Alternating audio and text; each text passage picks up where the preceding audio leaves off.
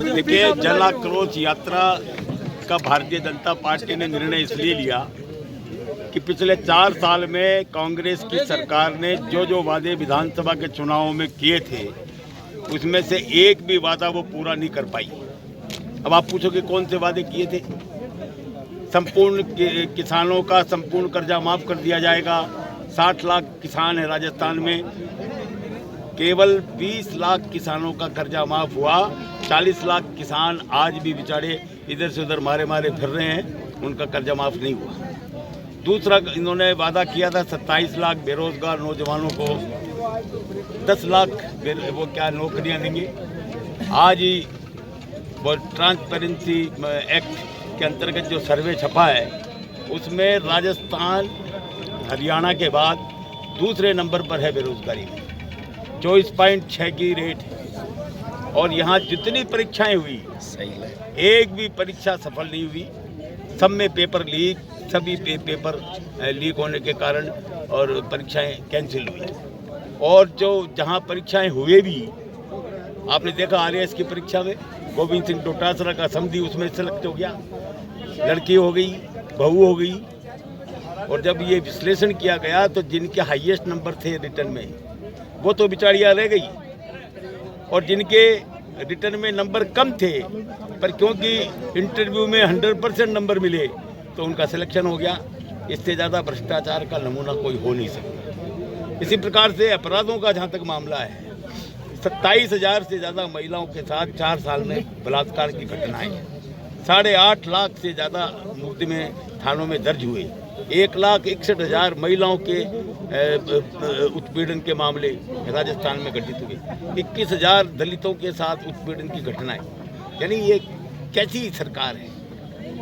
इसी प्रकार से संविदा कर्मी, बिजली कर्मी, आपके CSC के कर्मी, किसी को रेगुलाइज नहीं किया। वादा किया था कि हम सबको नियमित करेंगे, पर नहीं हुआ।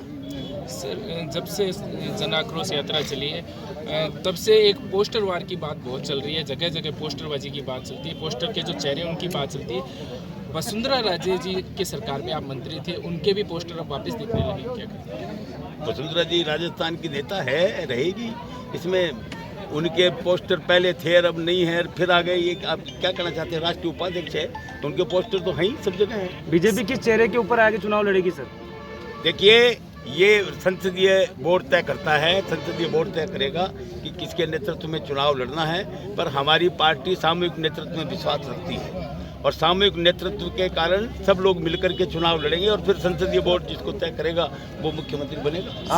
आप चिकित्सा मंत्री भी रहे थे, अब एक बार कोरोना फिर से आ रहा है, नए वेरिएंट के साथ आ रहा है, किस प्रकार की? देखिए, जहाँ तक राजस्थान हिंदुस्तान का सवाल है, हिंदुस्तान के लोगों को घबराने की कतई आवश्यकता नहीं है, क्योंकि यहाँ 90% से ज़्यादा लोगों की इम्यूनिटी डेवलप हो चुकी है। यहाँ पर पहली डोज भी लग गई, दूसरी भी लग गई और अधिकांश प्रिकॉशन ये अपने डोज भी लग गई। और हम लोगों को यही कह रहे हैं कि वो अलर्ट रहें, सावधान रहें और प्रिकॉशन डोज जल्दी से जल्दी लगवा लें।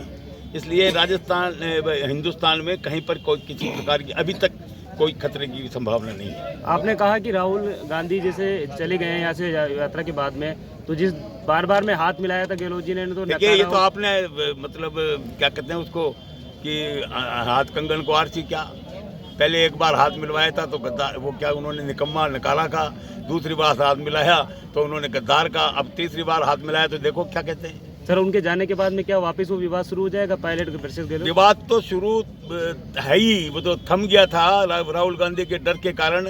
राहुल गांधी जी गए और अभी फिर इनका युद्ध का मैदान आपने देखा नहीं। राहुल गांधी की उसमें यात्रा में दौसा में, बांदीकुई में सचिन पायलट को मुख्यमंत्री बनाओ। आज ही एक हमारे सूरवीर का, हमारे कांग्रेस के एक सूरवीर का वो है स्टेटमेंट कि सचिन पायलट को राजस्थान का मुख्यमंत्री बनाओ। ये झगड़ा इनका थमने वाला नहीं है। क्या लगता है जो आपस में आंख नहीं मिला सकते, दिल से दिल मिलने का सवाल ही नहीं। मतभेद तो लोकतंत्र में होते हैं पर मनभेद नहीं होते, पर इनमें तो मनभेद है। क्या लगता है 1 साल निकाल देगी सरकार? मुझे लगता नहीं है। मुझे लगता है कि राजस्थान मध्यावधि चुनाव की ओर बढ़ रहा है। Sir, thank you so much. Thank